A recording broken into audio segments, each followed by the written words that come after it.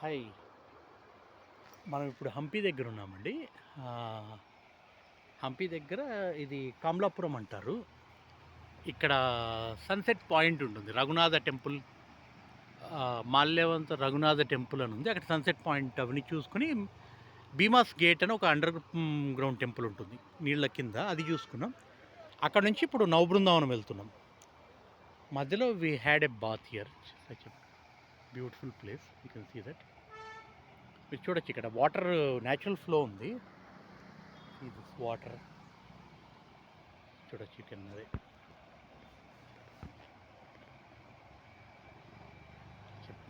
Such wonderful location. ముందుకు ఇంకా ఉంది, అంటే లైక్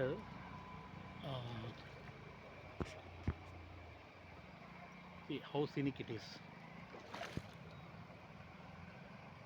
చాలా బాగుంది.